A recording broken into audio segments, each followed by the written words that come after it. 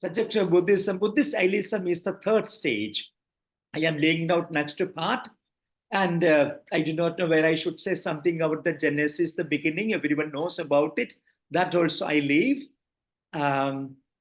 This part I would like to tell my friends who are listening to me. Traditionally, Buddhism is divided into Theravada. You please remember, we will never utter the word Hinayana because today Hinayana is a derogatory word, Theravada and Mahayana. The origin of the term Mahayana may be traced to an earlier school of Buddhism known as Mahasangikas. The Council of Vaishali, 100 years after the Mahaparinirvana of Buddha, Sangha was divided into two opposing camps, the Staviras, Pali Thera, and the other order of the elders, the Mahasangikas, or the order of the majority, who denounced Mahasangikas as Paga Bhikshus and sinful monks or Adharmavadins, propagators of untruth. You know what happened? Buddha did not write anything. And his disciples also, in that sense, did not write anything. After the demise of the immediate disciples, what happened? There was a confusion. And Buddha's own words were transmitted to us by the immediate disciples, which got translated into books or a text later on.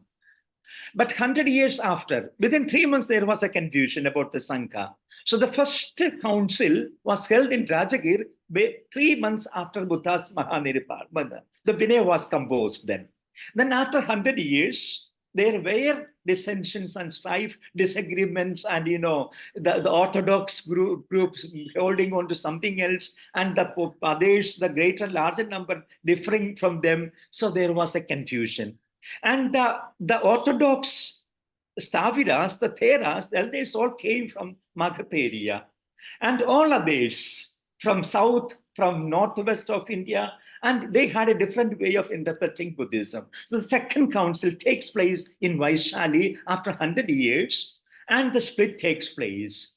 And the elders, the orthodox, those did not want to do anything. They said, you all are propagating untruth. You are the propagators of untruth, Adharmavadins, sinful monks, Bhava Bhikkhus. So the large majority called themselves as Mahasanghika, the greater group, and are called others as Heen, who is lesser in understanding, Heenayan, and the split takes place. And we have the record, the word Mahayana is to be found in the Mahayana Shatotpada Shastra, Awakening of Faith by Ashwagosha.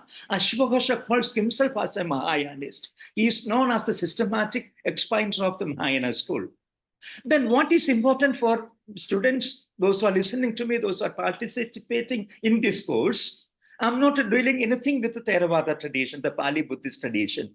We are coming to Mahayana tradition. And majority of the Mahayana texts are in Sanskrit, that originated in India. And the other Mahayana texts, either in Chinese or in Tibetan or in Japanese or in Mongolian and different languages. Mahayana comprises of two schools of Buddhism, namely the Madhyamika and Yogacara, Vijnanavad. And this is whatever I said so far, one point you will remember, 3 phases of Buddhist thought: realistic phase, the critical phase, and the idealistic phase. 3 phases. And this trajectory is very much evident in all the texts of the Buddhism when you see. And these 2 phases, the critical phase as well as the idealistic phase, occurs in the Mahayana tradition.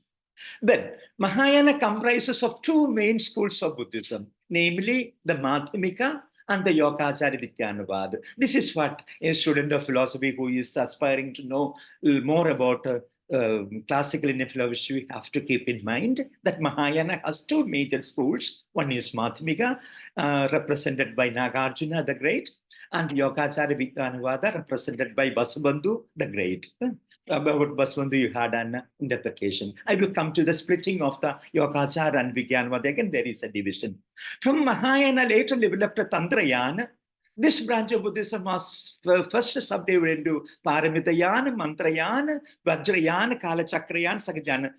Nalinaksha, that is one of the topmost authors in this sort of division, and his Tantric Buddhism will help us. Then this part I am leaving to focal point in Buddhist philosophy. This is important for students of philosophy 2.3. Three phases of Buddhist thought. Buddhist philosophy has three distinct phases and three basic thematic unity.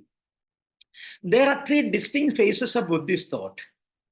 First, the realistic phase, what I said, critical phase, and the idealistic phase, abhidharmika. And what is this realistic phase? Let me just summarily say one word. In the realistic phase, the abhidharmika system, if you remember, if you have some course, some study, some experience in Buddhist literature, the early Buddhist literature, you have the Vinaya, which was composed first. Then you have the Sutra or Sutta composed second, the real Buddhist Buddha Vachana, Suttas, which is divided into 5 Nikayas, which is in Pali Buddhism, Pali texts. And the third class of the Pitaka is the Abhidharmika literature, the Abhidharma. And Abhidharma means it's supposed to be something to do with the higher thinking.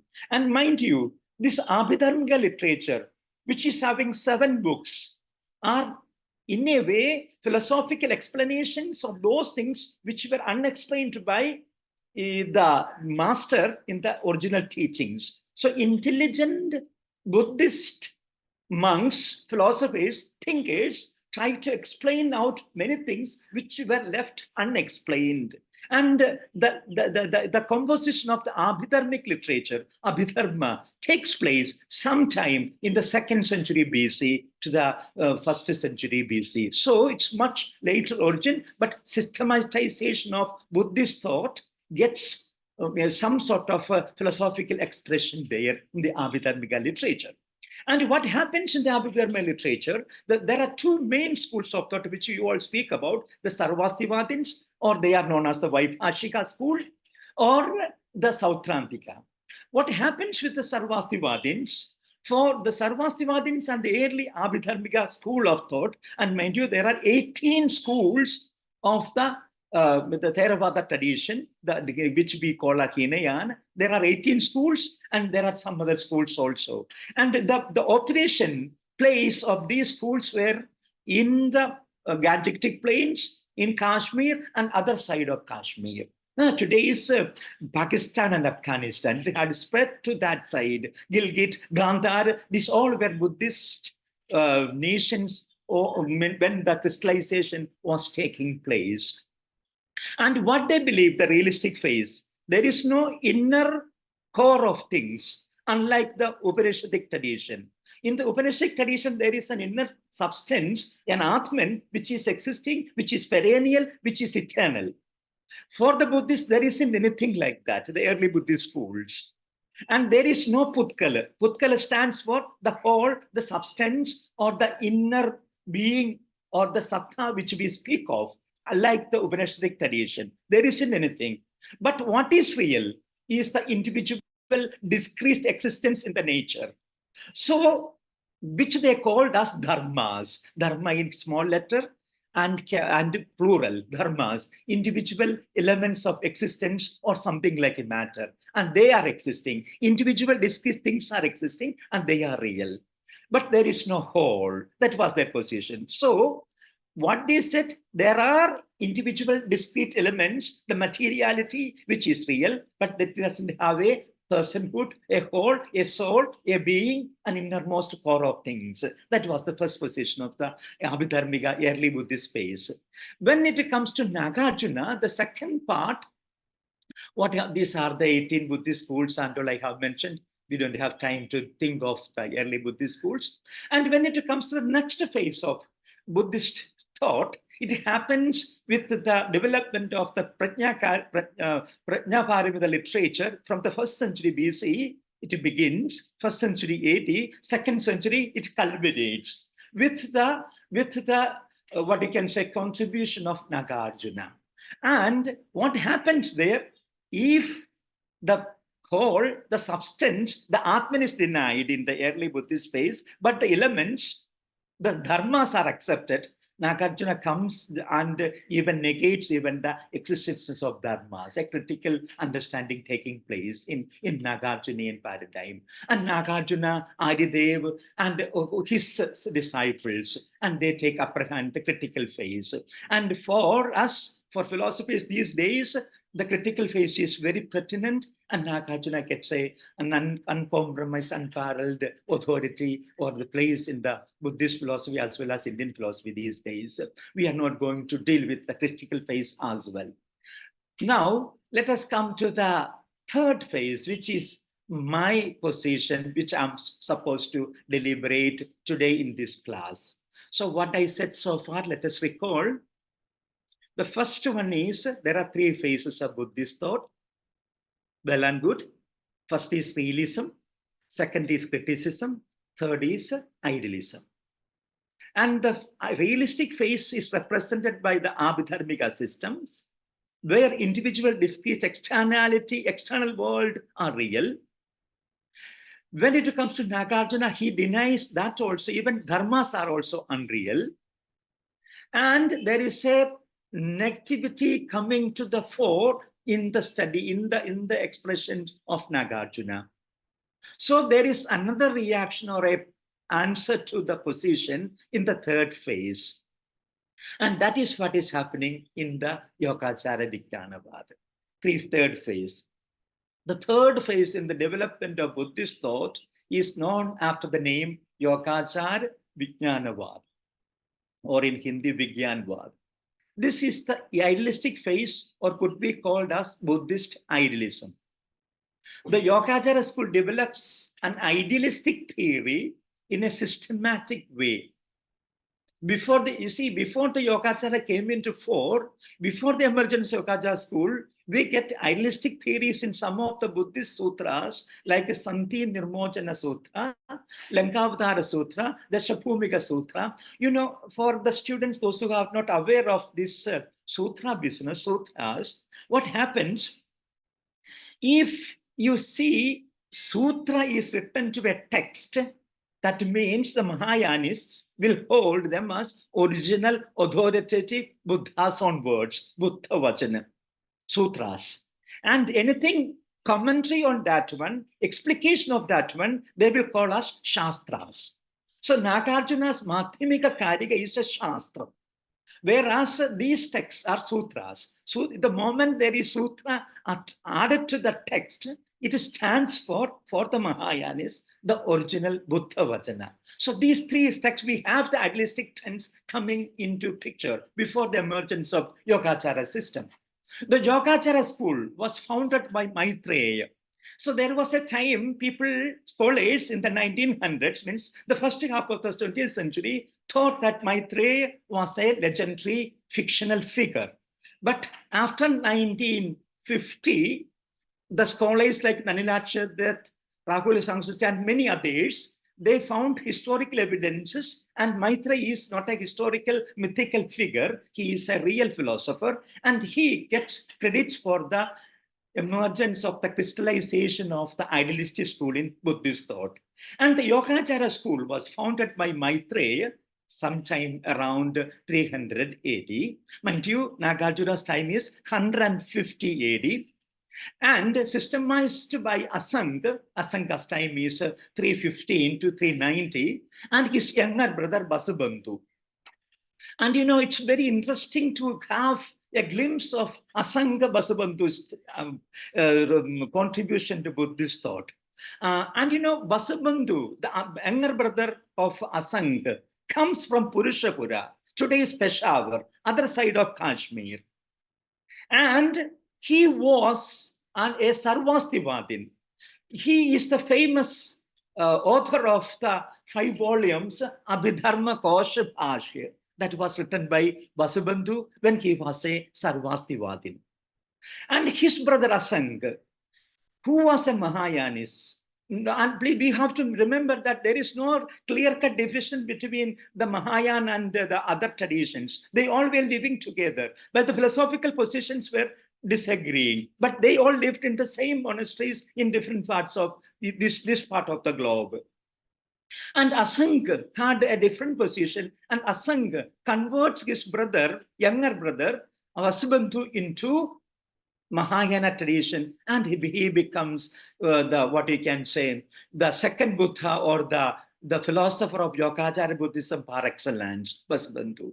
And after Vasubandhu, three names we have to remember always when we speak of Yogacara Vijnanavad Buddhism, that is Maitreya, Asanga, and Vasubandhu. And everyone will salute Vasubandhu for the contribution of Buddhist idealism.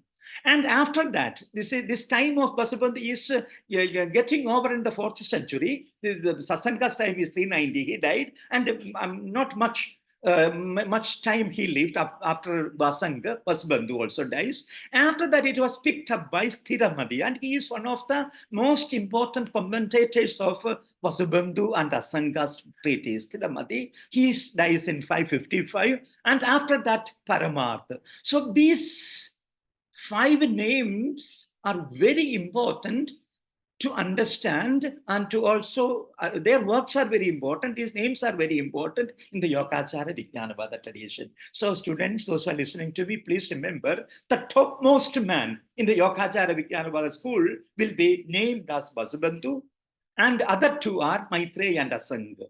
After Vasubandhu comes Stiramati and Paramartha, and their commentaries added much more credentials to the Yogacara Vijnanavada tradition. This is what.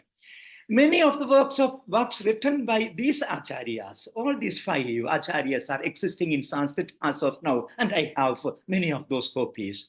In the 6th century AD, the Yogacara takes a turn in epistemology. That's very important. A turn in epistemology and logic with Dignag. Remember, Dignag has time 480 to 540, and it gets culminated in Dharmakirti, 600 and 660.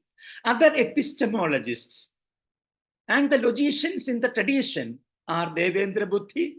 I have not highlighted that. Devendra Buddhi, Dharmottara, Prajnagara Gupta, Jnanashri Mitra, and Ratnagirti. And it comes up to 11th century. See, what I have given things in green and blue to make a difference between these Yogacharyans and the Vijnanavadins. And the first, the greens are the Yogacharyans. The blue names, Dignag, Dharmakirti, then Devendra Buddhi, Dharmottara, Prajnagara Gupta, and Jnanashmitra and Ratnagirti, all are the logician epistemologists. And, this is very interesting. And I am taking things from my Guruji, and I completely agree with Professor J.K. Chatterjee. This particular school of Buddhism, that means Yogacara Vijnanavad, sometimes is called either as Yogacara or the Vijnanavad to denote Buddhist idealism. Thus, it is used synonymously. But please note that underlined part. But Indian Buddhist scholars like Professor A.K. Chatterjee of happy memory makes a distinction between the use of these 2 terms, and it's so wonderful, so pertinent it is to understand the Buddhists. The school, pure idealism of Maitreya, Asanga, and Vasubandhu is called Yogacara. The school of Dignag, Dharmakirti, the Buddhist logicians, and their later successors, the blue people, are termed as Vijnanavad. Why? There is difference between Yogacharyans and Vijnanavadin. Though the Pandey school is termed as one school, synonymously used, there is a difference. What happens? What is the difference? These school, they essentially accept the doctrine of Vijnapti Matrata, means only consciousness or the solely reality, and the unreality of the object. Both the schools, the yogics, the logicians, the epistemologists, as well as the pure Vasubandhu tradition, both of them accept. But when they enter into logical discussions, the logical school, the epistemology school, they endorse the Sautrantika standpoint of something being given in the knowledge. There is something given in your consciousness is not contentless consciousness when it comes to idealist, the epistemological logical school of Buddhism, though they are the same tradition. But Vasubandhu, the Yogacharyans, the conscious is contentless consciousness, pure consciousness. Vigyaptima, only consciousness is there, nothing other than that. Even the subject-object duality is denied in the pure consciousness theory of Asanga, Vasubandhu, and Maitreya. And that's what we have to remember. When it comes to Buddhist logical tradition, there is something given in the knowledge, there is something given in the consciousness. I'm not going to say anything about the logical school, but those who are listening to me, I would request my students to know that there is a difference between Yogacara and Vijnanavad. Yogacharyans are pure consciousness only theorists, whereas Vijnanavadins are the logico epistemological school, starting with the Dignag, Dharmakirti, then you have other scholars like that. Please have this in mind. Then what happens? I thought, yesterday when I was thinking, when you hear of idealism, there is a tendency, because we have a course here in our IIT for the MA students about the Buddhist, especially Madhyamika school and Yogacara school. We teach the original text. That the moment you speak of idealism, our students think that this is something like the idealism which we have the Western philosophy. It is not that way. So I thought of putting this down in this way. Philosophical idealism is usually characterized as a denial of the common sense view of the material or external objects exist independently of the mind, that is, independently of their being perceived. And this general character of idealist philosophy is present even in Yogacara and Vijnana theory of reality. But this is very important, that reading. But unlike its Western counterpart, idealism in Buddhist context was not used as a support for philosophical theism, according to which God is a perfect spiritual being who creates everything else and hence more fundamental than any material thing he has created. If you go to Berkeley's essay is the percipi, to be is to perceived, to exist is perceived, end of the day, things are existing in God's mind, mind you. Nor it was to support a sort of pantheism, according to which nothing exists except God, natura, naturata, obsessinosa paradigm, or others, his modes or attributes. Like its Western counterpart, Buddhist idealism is also a rejection of what may be called as materialism and an assertion of idealistic metaphysics. That is true. But there is a difference between the idealism which we speak in the Western philosophy and the idealism which we speak in Indian philosophy, particularly in the Yogacara Vijnanavada tradition. That's what we have to keep in mind. Now, come to the next one. You know what happens? What is the idealistic position which the Yogacharyans are taking to goes to?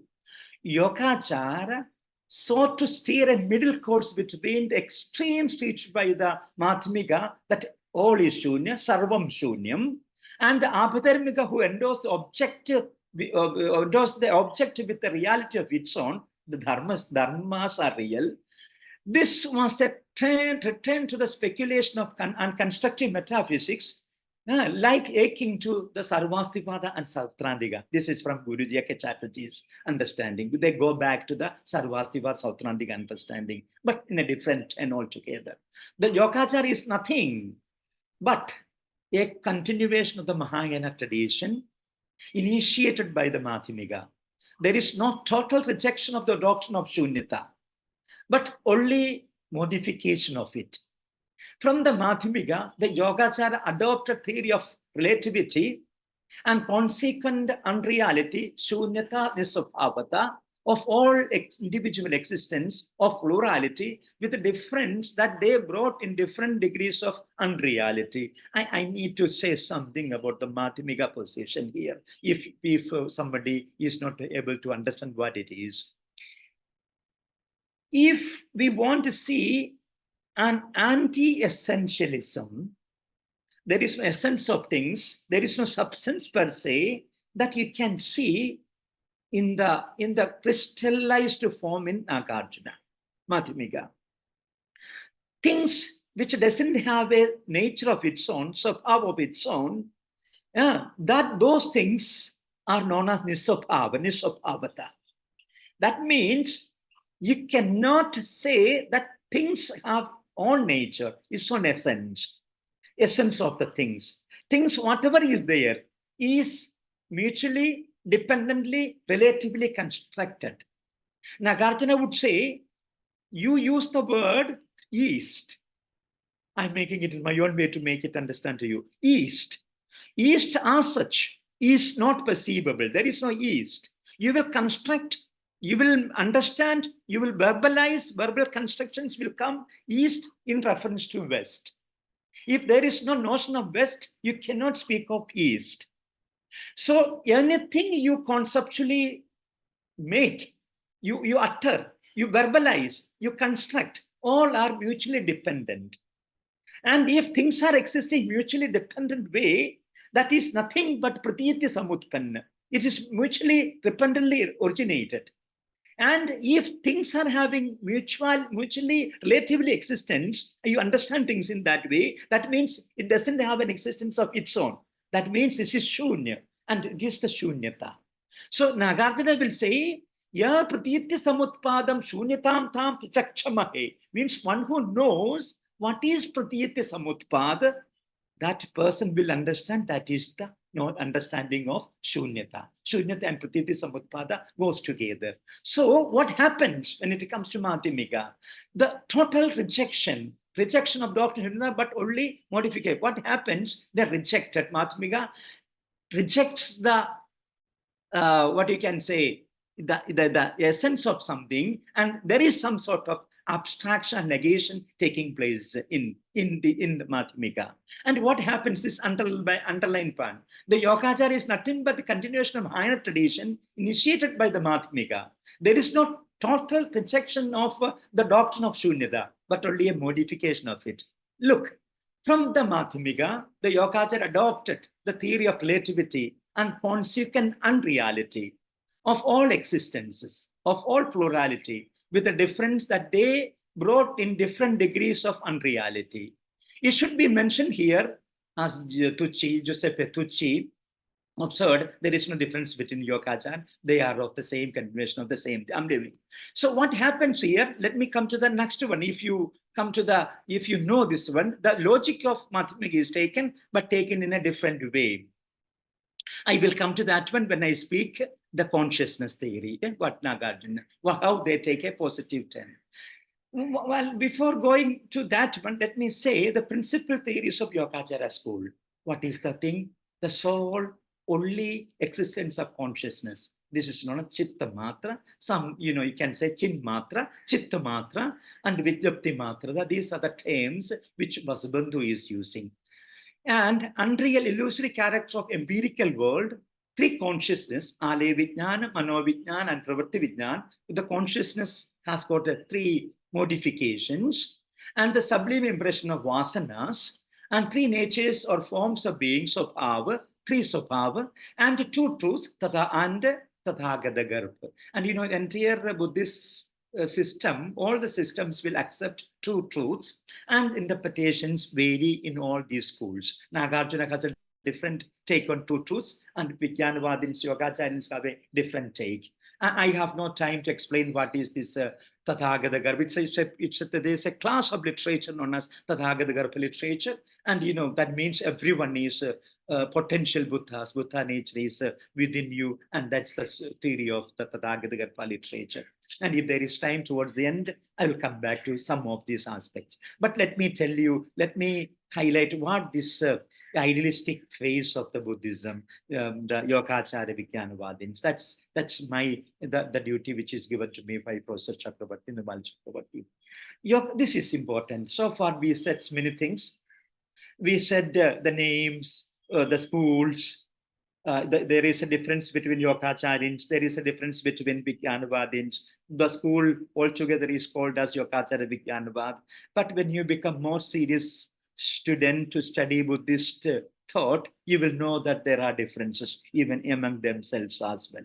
So this is for the PhD student, those who wanted to take up to explore later on. Huh? Don't treat everything in one brush. And what does it imply? When I go to speak to our students, they say Buddhism, and there is no Buddhism per se.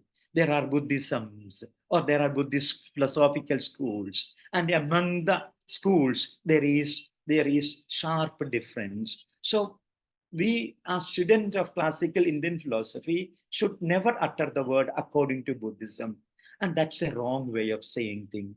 We must say according to Madhyamika Buddhism, according to Nagarjuna, according to Yogacharyans, according to Vijnanavadins, according to Yogacharyans, because they all disagree on many points. This is, though it is in the big ocean, big umbrella, big pool of Buddhist literature, schools disagree among themselves. Mind you, Nagarjuna's most important text is Mula Madhyamika Karika, running into 27 chapters in 450 verses. And 15 of those chapters, first 15 chapters are directed against other schools of Buddhism, the Abhidharmika system. From after chapter 16, he takes his own explication of philosophizing.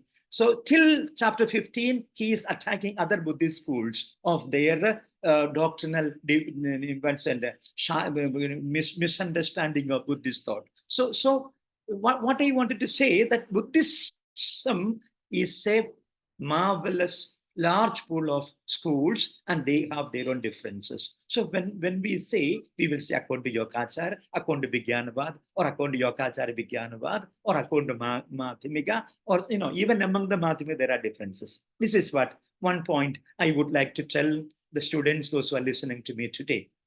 Now come to the Yogacara's idealism. Yogacara also takes his cue. Yogacara you can call as a person, philosopher who advocates, or the system also. His cue from the Sautrantika. And you know what happens with the Sautrantika? They are representationists, Sautrantika system. The Sautrantika had stressed the subjective factor in all experiences. All the experiences, there should be a subjective factor. The Sautrantika. Why Sautrantikas are called Sautrantika? For the students, those who are listening to me, let me make it clear. You know what happens? The first century, first century, second century, the Sarvastivadins or the Vaibhashikas in Kashmir, they were very famous. They went into the explanation of a text, which is a commentary on the text, which is Mahavibhasha. They had an interpretation, different way of the Sarvastivadins, that everything is existing. They depended on this Mahavibhasha. But there are scholars, those who disagreed with them. They said, we will go back to the sutras, and we will take because to the sutras, which is the authoritative original words of the Buddha. So they were known as the Sautrantikas. For them, though they are of the same Abhidharmika tradition, they have different moorings to base on Sautrantikas. And for them, the subjective experience. The Yogacara viewed the critical realism of Sautrantika as an illogical compromise between realism and criticism. The Yogacara also accepted the Madhyamika criticism of the Sautrantika and advocated Dharma Shunyata. If you recall, I said the realistic phase, the whole, the substance is unreal, but individual discrete elements are real. And they called those things as the dharmas. Dharmas are real, Putkal is unreal. Putkal is a typical technical term in the Buddhist parlance, which stands for substance. And Putkal is something, Putkal is matter in Jainism. It is not that Putkala. This is a different notion, the substance. But they said substance is unreal, but whereas dharmas, individual discrete elements are real.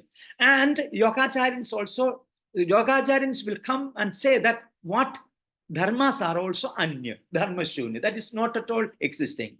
The basic ideas of Madhyamika were accepted by the Yogacara, but there was a reaction to extremism and unqualified negation of phenomena. This is what I said, the reaction. The Yogacara, this is important to understand the Yogacara position, what I am going to say the next 2-3 sentences. The Yogacara Vijnanavad maintains two contentions, two main contentions. Vijnana means in Buddhism, consciousness. Vijnana means consciousness. Please remember, wherever you see Vijnana is used in Buddhism, it stands for consciousness. Because Vasubandhu will begin his Vijnapti Matrada Siddhi like this. Vijnapti Matram Taidadugam Vepastapyate Chittam Mano Vijnanam Vijnapti Cha Eva Pariyaya. These all are synonyms. This is all for consciousness. Vijnana is real. For them, Vijnana is real, not apparent. Second, Vijnana alone is real, not the object. See, please look at my lines very carefully. This is the most important line you have to remember. The Yogacara, they say that Vijnana, consciousness is real, not illusory apparent. And they say consciousness alone is real, not the object. The first is against the Madhyamika. For them, nothing is real. Everything is shunya. Vijnana is real, not apparent. This is against the Madhyamika, for whom both the knowing consciousness and the object known are relative to each other, if you remember what I said. Therefore, nothing in themselves, so they are unreal. The second, what Vijnana alone is real, not the object. The second is against the realistic, like the Abhidharmika, Sarvastivadin, Sautrantikas, who uncritically accept the object as real on par with Vijnana consciousness. No, there is a content of the conscious. There is objective. Realities are real. So Vijnana is real, not apparent. That is against the Madhyamika. Vijnana alone, consciousness alone is real, not the object. That is against the Abhidharmika system. Both are extreme positions, and the Yogacara maintains a middle position between them. It is Nisvabhavad, and as it rejected the reality, objectivity, objective in toto, in full. Thus, consequently rejected the duality of subject-object, with which consciousness is infected. You know, this subject-objectless, I would like to take a couple of minutes to explain this one. You see the glass in which I am drinking the water now. And for us, this is the object. And when the moment you speak of this object, that logic will apply to the subject also. So there is a subject, the conscious subject. Yogacharyans will say that, you see, this is the beauty of the system. They will say that objectivity per se is not there. That objectivity is a false construction. When you deny object, same logic should apply to the subject also. Object nahi hai. If object is not there, then you cannot speak of subject. There is no object, then there is no subject also. So what remains? This subject is not there, this object is not there. What remains is the only unbifurcated subject-objectless consciousness, which is pure consciousness. The moment you deny the objectivity, you have to apply the same logic to your subject. So there is something, pure consciousness, which is not bifurcated into subject and object duality. And you know what Vasubandhu called this one? Grahak, Grahya, Doya Shunya. This is Vasubandhu's time. Grahak, Grahya, Doya Shunya. That pure consciousness, that consciousness, Sarvakalam Tatha Bhavat, Sa Eva Vidyapti Matrada. That's Vasubandhu's Trimshika says like this. So it's so fascinating. So if you have love for philosophizing in this sense, you will fall in love with the Vasubandhu's understanding and his explanations. And it is so fabulous, I'm telling you. And if you know Vasubandhu's position, it's very easy for you to understand the Advaitic position. The Advaitic position. And you know, when I read the consciousness, the concept of Sakshi, Advaita, Vedanta, and all, I understand that, you know, there is an incarnation of the Yogacara in Vasubandhu there in that system.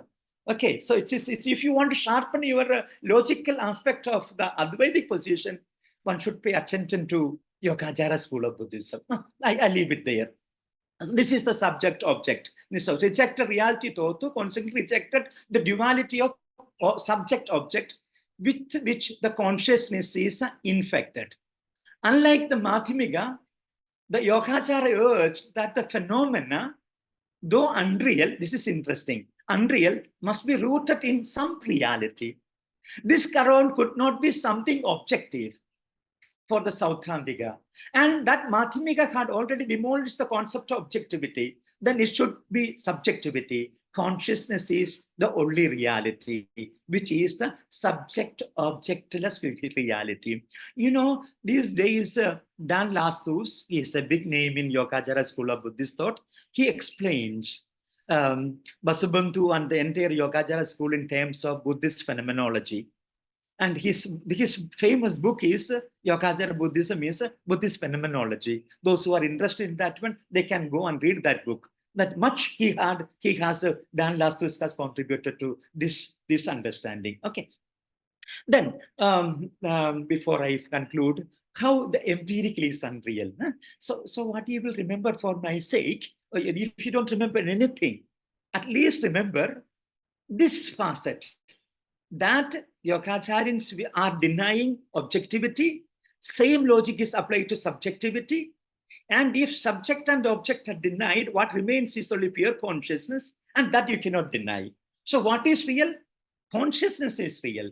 And that consciousness is known as Vijnapti Matra. The Vijnapti Matra only, soul, Vaihe, Matrata. And they add the tha to make it as a noun which has got an existence. Mind you, Buddhism has shunyata, tatata, Vijnapti Matra, there are many things coming. And Tata means something which has got something to state to you. Huh? It has got some other implications. Okay. So let me come to tell you how empirical is unreal.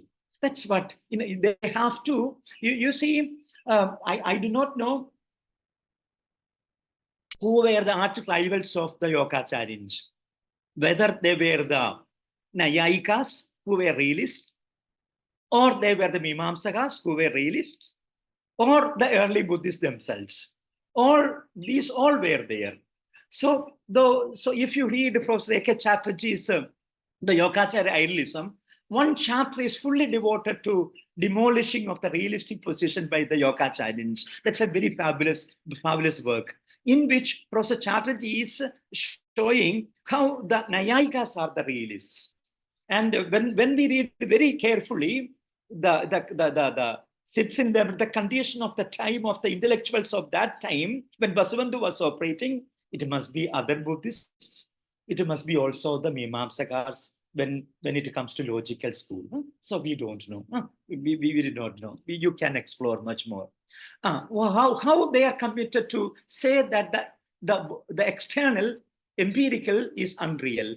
According to Yogacara, the world is unreal mental creation. How they say so? That is what I would like to tell you. See, we do not know the world. We do not know the world, but we know things in the world. We do not know the world, but we know things in the world. Again, that knowing of things are epistemological activity of the mind, not ontological. This mind, I forgot to tell my listeners, my audience, see, when you please listen, this is very important if you are taking up philosophy. We have idealism, two types of idealisms. One is epistemological idealism, other one is ontological idealism. In epistemological idealism, there is no ontological commitment. There is only epistemology. And there is no other system in Indian philosophy which he is upholding epistemological idealism other than Yogacara system of thought in Indian philosophy. Whereas when you take Advaitic position, they are ontological idealists because there is one reality that Brahman is existing. There are ontological commitment there. But if you want to look at the epistemological idealists in Indian philosophy, these Yogacharyans are the people, those who say that things are epistemologically conscious stuff. And how it is, again, knowing of things are epistemological activity of the mind and not ontological. You will ask me how it is possible without ontological stuff you can know certain things. That's I explain. The moment you listen, just listen. The moment one knows a thing, it remains an idea. I have the idea of the glass. The moment I know, my epistemological culmination takes place, then it remains as an idea. If the moment this is an idea of the mind, creation of the mind, this is an unreal mental creation. And you know what Vasubandhu will call it as, others will call it as, Asanga will call it asat kalpa, what appears only. That means it appears in the mind. Mind is the support of that appearance. And that appearance is dependent on conditions. What are the conditions which make this mind to decipher this thing? There are many conditions. And they use the word vasana. I'm not coming to explain what is vasana. Vasana means subliminal impressions which your mind has got. And you know, that there are many things. And this is dependent on condition. Thus, it is asat kalpa. And you know, this is from the Triswabhava Nirdesha. Triswabhava Nirdesha is the text of Vasubandhu. Yeah, this is for an Abhuda Kalpa, not Bhuda. Bhuda means existence is there. Abhuda Kalpa, that is the Triswabhava Nirdesha 8, again from Vasubandhu. Vikalpa, Triswabhava Nirdesha of Vasubandhu, or Vikalpa is coming in Trimshika. And you know, the most important work of Vasubandhu is Trimshika, means 30 verses, and Vimshatika, 20 verses. And both the texts together, Trimshika and Vimshatika, put together is known as Vidyapti Matrada Siddhi. When you say Vidyapti Matra Siddhi, these two texts are included in that one. And one is a 30 verses text, other one is a 20 verses text. And the Vimshatika, 20 verses text, Vasubandhu gives his own commentary, Orthon commentary, and this is more explainable. Whereas Timshika, he lives like that. Stiramati gives explanation to this one. So these all are the word which he is using is asatkalpa, abhudakalpa, vikalpa. These are the terms. It must be mentioned that all these terms are synonyms and could be translated as unreal mental creation. You know, what is that one? The moment you capture certain things, you do not have any recourse that things outside. Your mental mind is operational and you know certain things because of these mental operations. And these are mental creation. That is something to which nothing real corresponds outside the mind. That's the way they operate, the Yogacharyans. The moment you know, the things outside doesn't have anything to do because it's inside. Your consciousness is there. You have an ideation, you have an idea, and that remains in the mind. And whatever you know is a creation of the mind. There are three forms of being, three sabhavas. I don't have time to explain because there is a text by Vasubandhu called Trisabhava Nirdesh. And in Trimshika, Vasubandhu will say, Trividasya sabhavasya, Trividham nisabhavadam. There are three kinds of sabhavas, and similarly, there are three kinds of nisabhavata. No, that's very fascinating. We will deal with it in later time. And what is these three sabhavas? This is very important for us to understand the paradigm of the derivation of the things, three degrees of reality like that. One is the imagined, the parikalpita. And the second is paratandra. And the third one is the perfect, parinishpanna. You know, it is something like your pradipasika, vyavaharika, and paramarthika of the Advaitic paradigm, which comes in the 8th century. And this comes sometime in the 4th, 5th century, was Bandhu's understanding. And if you go further, in the 7th century, just before Shankara's explication, Chandrakirti uses these three.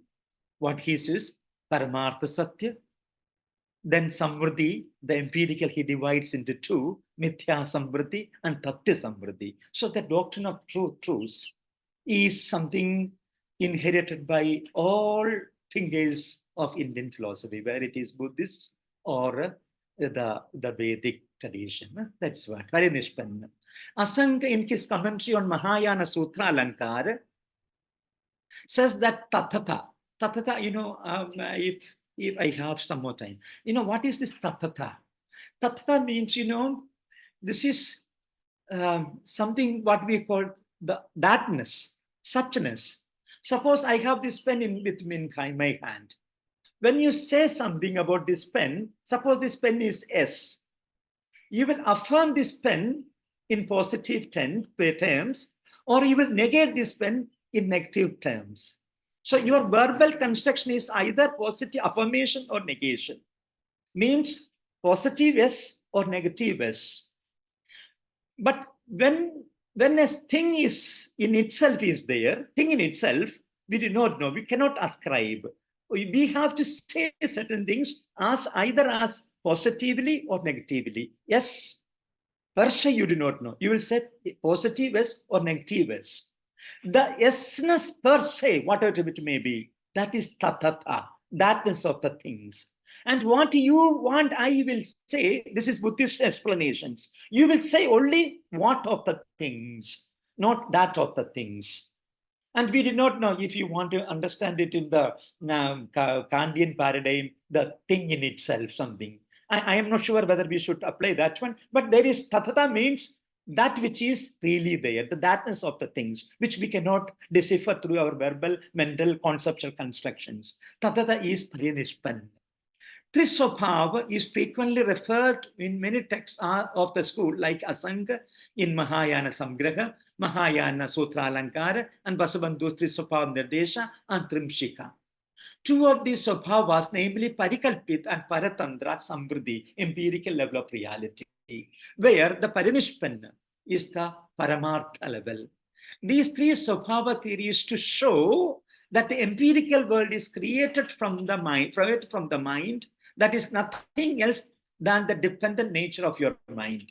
According to Yogacara, individual ideas were unreal since they were merged in the unique reality, parinishpanna of the absolute, if I am allowed to call it so. Guruji, Professor Ekachati calls it absolute. Today, Buddhist thinkers do not want to use the word absolute as if it will get some sort of misinterpretation like the Brahman absolute of the Vedantic tradition. Buddhist teachers, scholars are abstaining themselves from using the word absolute. But there is no problem to understand this one. The appearance is unreal. The Yogacara thus advocates pure consciousness, Vijnapti Matrata, that is devoid of duality, Dvaya Shunyata. Yogacara is not only mere idealism, but it is also absolutism. That's what, this is Guruji's statement. If you say that there is only one reality, and that is there, then there you are in a way advocating some sort of absolutism. Absolutism is the logical culmination of idealism. The absolute is non-dual consciousness. It is shunya, devoid of duality. It is nothing empirical, being free of all determinations. It is eternal as it is beyond the succession of forms of consciousness. When these forms have all subsided, all change in the conscious lapses, and it is Vijapti Matrada. And that means that is that I said, Sarvakalam Tatha Bhavat Saiva Vijnapti Matrada. That is Vimshatika 25. Whatever is existing is that one. And with this I am mentioning, if I made some sense to you, well and good. If I don't make also, no problem. What you will remember for my sake, listening to me for last 1 hour, I think it is 1 hour, is that remember Buddhism has 3 philosophical phases: realism, criticism, and idealism. That nobody should deny if you look at the trajectory of the Buddhist thought. And among the idealistic phase, what happens? There are again two streams running in the idealistic phase. One is pure idealism of Asanga, Maitreya, Asanga, and Vasubandhu. And the second, the logical epistemological school where something is given in the knowledge, something is in the consciousness. The consciousness is not that contentless of the Buddhist logicians, Dignag, Dharmakirti, then the later logicians till 11th century.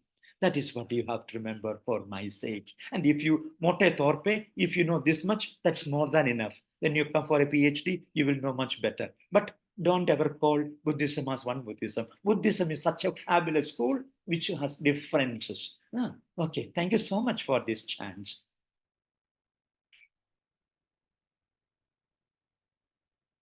You are muted, I think. You are muted, Professor. Thank you, thank you. It's wonderful, brief summary of some of the main ideas of Buddhism, and as you said rightly, that there are many Buddhisms, and Buddhism also, as a philosophy, has got its three phases.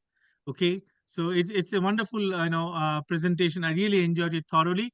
If we can spend maybe 5-10 minutes, if participants have any questions or clarifications to ask, please come forward. Good afternoon, sir. I have a Yeah, go question. ahead. Yes, sir, regarding the Ashat Kalpa, unreal mental creation as proposed by the Yogacara school. Sir, my question is, are they saying there is no real correspondence in the physical world of my mental creation? Or are they saying that epistemologically it is impossible for me to find that real correspondence in the physical world? I mean, their skepticism is in ontological realm or in epistemological realm. You know, whenever we read the texts of the Yogacara Vijnanavadins, for that matter, all the Buddhists, except the early Buddhist schools, we have to always bear in mind things out there doesn't exist. When it comes to knowledge, your knowledge claim is something different. It is not the thing outside there. So the problem, the Nayayikas, what the question you asked was the very question by the Nayayikas and the Mimamsakas against the Buddhist logicians. They had the same question. Without the objective stuff there, how can you get the knowledge? So it is something a mythia in your mind. But their operation, modus operandi, is something different. We should never think like a realist Nayayika and Vaiseshika Mimamsakar when we are understanding Buddhists. We may have to think in their logical realms. And even the consciousness which they say, Vasubandhu will say, Vijnana is, though that Vijnana, it's a momentary Vijnana. It's only kshan ke liye, only for one moment. And this consciousness is not a consciousness which is, though he mentions in Trimshika 25, Sarvakalam Tatha Bhavat Sa Eva Vijnapti Matrada. In Sandhi Saiva Vijnapti Matrada. He says, but that Vijnana is Vijnana Sandhana. And what he will say, this is a waves of consciousness, stream of consciousness. It is something like the Jalanam Tarankavat, like the wave on the water, it goes. Please don't call it as. This is only momentary existence. That's what he says. Even that knowledge capacity. So they have their own way of interpreting. If you are challenging them from the viewpoint of a Nayayika, then you will not understand. To understand a system, you have to put on the shoes of that system and walk with him, with her, then you understand. You see, anyway, if I Yeah. made sense, well and good, but I liked your system. I think you Mm. are a hardcore Nayayika. Thank you very much, sir. Thank you very much. Thank you very much, sir. Yes, sir. Yes, please go ahead. Yes, yeah, I am Haskar Bhattacharya. I'm from KK Handy State Open University, Assam, Guwahati. Sir, first of all, I'm very thankful to you because you have given a very nice presentation. I also known lots of things. But, sir, can you say something about Tathagata, about Buddhism, sir? Yeah, So, I will take 2 minutes for that one. You see, entire Mahayana literature can be classified into two categories. One is Prajnaparamita literature, other one is Tathagata literature. And what happens in Prajnaparamita literature, Prajna, wisdom is the highest thing. Wisdom takes upper hand. And there are many Prajnaparamita sutras, and Nagarjuna gets his birth from this tradition, the knowledge. But there is also side by side another class of literature, which is known as Tathagata literature, where Karuna is important. Though both the traditions, Prajna and Karuna, are important, but Tathagata Garpa. And what is this Tathagata? Tathagata means Tatha, I say, Agat, Agaya. Same way, Tatha, Gat, one who has come that way and one who has also gone without a trace that one. He is a Tathagata. Tathagata is standing for the Buddha who went without any trace of maladies and other bad kleshas. And what is this? So the word Tathagata is used for the Buddha. Tathagata Garbha means the matrix, the essence, the Garbha of the Tathagatas. And this is a doctrine which speaks, this is a doctrine which developed in the 1st century AD till the 4th century. Tathagata Garbha means, and I mentioned something about Siramati ke baad Paramarth. I told Paramarth is a person who gives more importance to Tathagata. In the sense, you, I, Professor Chakrabarti, all are having the Buddha matrix in within, Tathagata Garbha in us. All of us are potential Buddhas. All of us will have that potentiality to attain Buddhahood. And you know what Tathagata Garbha Sutra will? Sarva Sattva Tathagata Garbha. Every sattva, even the kid of Makoda, every sentient being is having the potential Buddhahood in itself, in themselves. So that keeps hope for ontological hope for you to strive for Buddhahood. If that is not there, then your effort will be in vain. So this is a doctrine. Tathagata literature is a doctrine. And the Bodhisattva ideal comes after that. You know, there are many things. And I do not know whether I can explain further. I have many things, Tathagata literature. Okay. Thank you, sir. Thank you. Thank you, sir. Anyone else? Anyone else? Yes, sir. Yes, Can I say please. something? Yes, please. Sir, can you explain?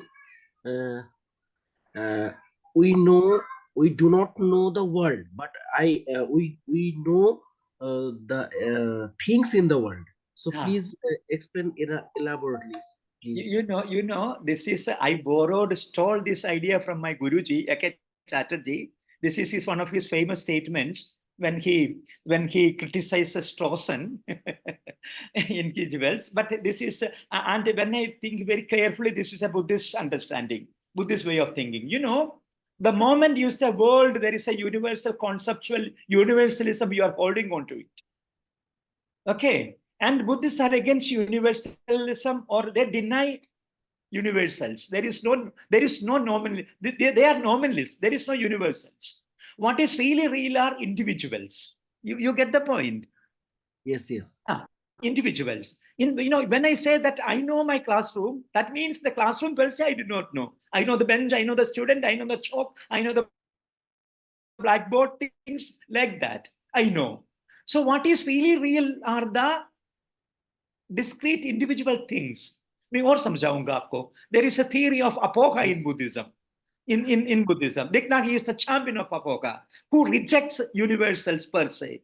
Only whatever is, if you want to call something really effective, the word which the Buddhists will use is artha kriya karitva. Something, if you want to call something if existing really, that should be causally efficient. अगर आपको fire बोलना है, fire is existing, it should be able to burn, otherwise it is not fire. Causally efficient होना चाहिए. अगर चाकू बोले तो चाकू, the knife should be able to cut, otherwise it is not. Causally efficient होना चाहिए. So universals will not be causally efficient, only particulars.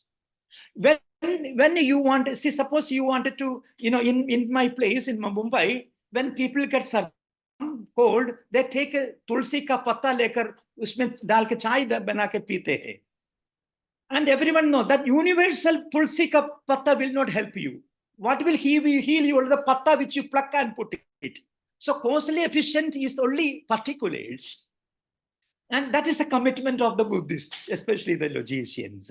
So this is, in that sense, you know things in the world. You do not know the world, but you know things in the world.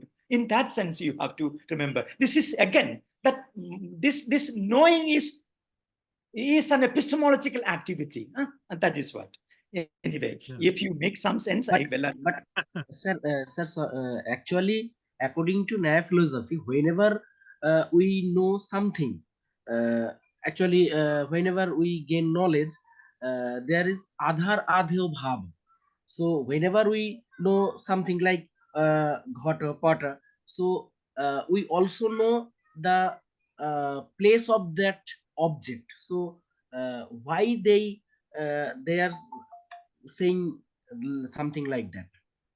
You also think like a realist. So you are a realist. Very good. I'm also a realist, not in that sense. But I understand what Nagarjunas are saying, though I'm not able to communicate to you. But I know what the logic they are using, and there is much sense in that one. Okay. Okay. Okay, I guess, with that note, let us end this lecture, and let us convey our sincere thanks to Professor Sebastian for such a very, very lucid, wonderful presentation of some of the key ideas of Buddhism, with special reference to, of course, Asanga, Nagarjuna, etc. So because he has to rush now for a class.